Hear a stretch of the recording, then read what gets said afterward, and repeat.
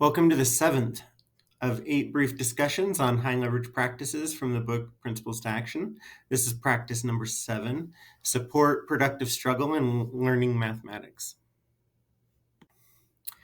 In this session, we will define the teaching practice 7 in Principles to Action. We'll consider the best practices for teachers, and we'll connect practice 7 to the Danielson framework for teaching. The Idaho Mathematics Instructional Framework is a modified version of the 8 high leverage practices from Principles to Action.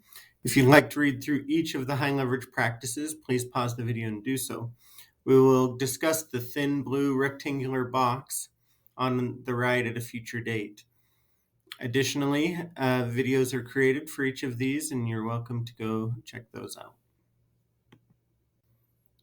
So in those previous videos, we've been discussing the components of facilitating mathematical discourse.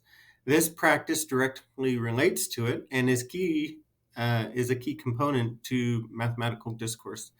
Productive struggle is foundational to all of the pieces here. It's the process of students actually doing those things.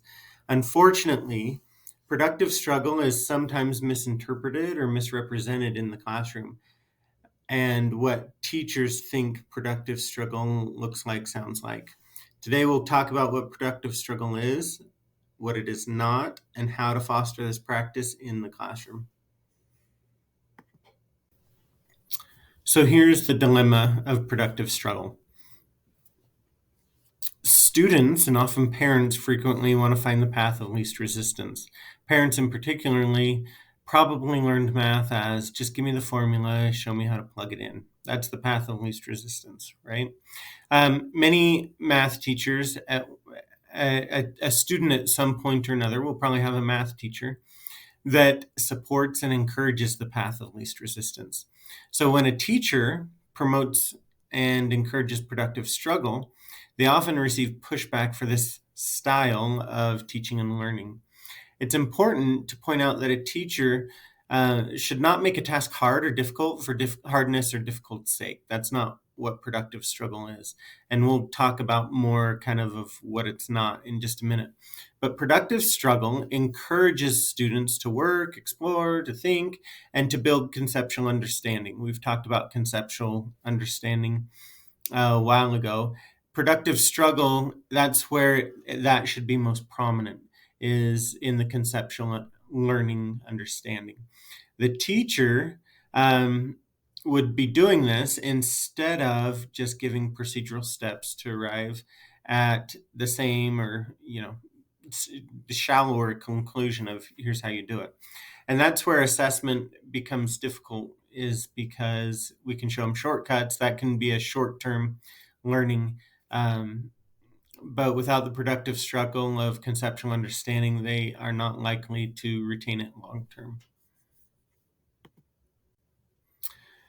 So as an administrator coming into a class, you can reflect on productive struggle. You can look for productive struggle by asking this question: who's doing the cognitive lifting? Who's doing the thinking? If there is not productive struggle, teachers are either over-scaffolding it, they're directly providing solutions or solution pathways, and they're generally providing the thinking for the student. This can also happen when a student asks a question, I don't know what to do here. And how that teacher responds can take away some of that productive struggle. Teachers who provide opportunities for productive struggle are asking questions when students have questions, and they guide thinking without being explicit. Additionally, the teacher is asking deep questions and provides students opportunities to think, to reflect, and then to respond to the teacher. I often think about it as fishing. I'm not going to let this student off the hook regarding thinking. Teachers who are using productive struggle support but don't rescue those students from thinking. So this is from the book Instructional Leadership in Mathematics Education. This excerpt is kind of their definition of or insight into productive struggle. I'd like you to take a minute and read the excerpt and ponder what the components of productive struggle are mentioned here. So go ahead, pause the video, and then press play when you're ready to continue.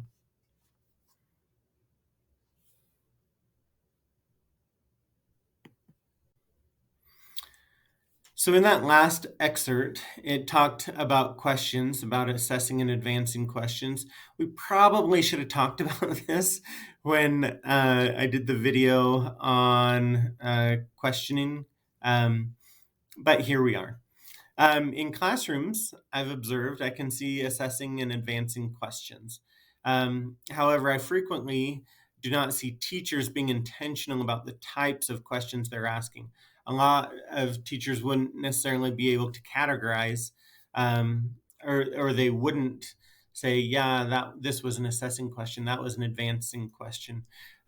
With anything, some teachers are probably doing this. The question is, are they being explicit about it? So this is from the book, The 5 Practices in Practice. The authors discuss the difference between assessing questions and advancing questions. I'd like you to pause the video again to read through these differences and then press play when you're ready to continue. So hopefully you took a second to read through some of those, and this will seem, hopefully this does seem like, oh yeah, okay, I get that. Because again, I think teachers do this. Teachers will normally, in a class, will need to ask both types of questions. It's not that you should only ask assessing or you should only ask advancing. You need both. I do not worry about teachers asking assessing questions. I think that happens all the time. The challenge is developing the practice of asking advancing questions in addition to assessing questions. Often a teacher, let me give you an example, a teacher would ask a question to see where the student's at. The student would say, this is what I'm doing. I don't know what to do next. At that point, is the time when a teacher could then ask an advancing question, as opposed to sometimes they will just say, oh, well, now you do this, and then you do this, and they don't ask an advancing question. Advancing questions keep the cognitive load, all the thinking, with the student. I will tell you, in practice, some students, until they get conditioned to this, where it says the teacher walks away, they'll say, my teacher's not helping me, my teacher's not helping me. They're trying to keep the cognition with the student. And so there's a balance. There's definitely a balance, because you can get pushback from students and parents saying, well, my teacher's not helping me.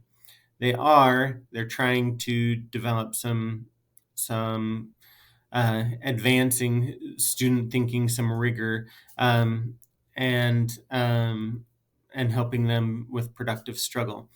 So there's a process here. I wouldn't say the teacher always, especially when they're starting, ask a question then walk away. That's kind of a process you have to build up and you need to build in. It's also very difficult when students are in rows, because then they don't have the opportunity to then talk to a partner, talk to their group about what that teacher just asked. So just as I'm saying all this, I'm not saying just jump into this, ask a whole bunch of advancing questions, and walk away from students. You'll get all kinds of pushback. This is a gradual thing. You condition your students into that kind of thinking. So we've talked about this. I just talked about this on the last slide. I occasionally have parents and students that complain about teacher classrooms that are trying to find productive struggle. The most common complaint is that their teacher won't help them. This is a little bit difficult to address, because what the student and parent may see as little support, the teacher sees as productive struggle. And that the parent and student may see this as, my teacher's not helping me. There are extremes to all of my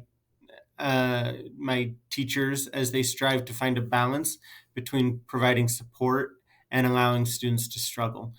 And again, I think most teachers, if I was going to put them on my little pendulum, they're much more towards the support side, and that's fine. Support's not a bad thing.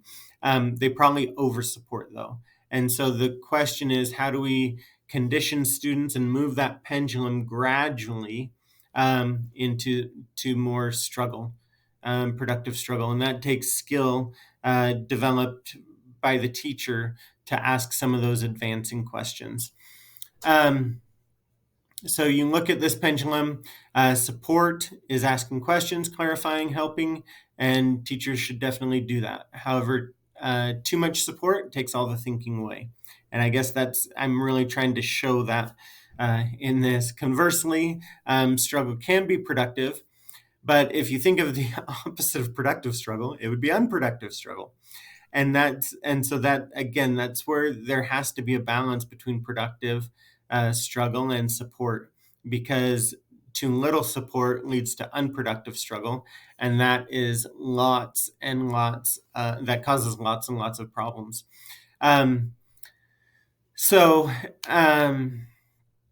unproductive struggle is unsupported answer giving, lots of procedural practice, or being unauthentically difficult, like making it hard for hard's sake. As an administrator, it's important to support your teachers as they find a balance. Many students and parents will view struggle as a bad thing.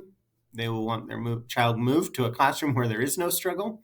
And so as an administrator, those are some of the things you're going to have to address, help your teachers, help your parents kind of understand that. And it can be very difficult when you have teachers that are on either of the extremes. One that gives way too much support, one that creates way too much struggle, because that's not equitable education either. So productive struggle needs to find some medium, some balance between these two ideas. And ideally, if you have teachers teaching the same subject, they could work on this and be cohesive in this. I've shown all these diagrams, similar diagrams, in all of our other videos. This is from the National Council of Supervisors of Mathematics book, Instructional Leadership in Math Education, regarding productive struggle. This will also be the basis for our walkthrough form that we use to see productive struggle. And this shows the progression of where a teacher might be and where they could make growth.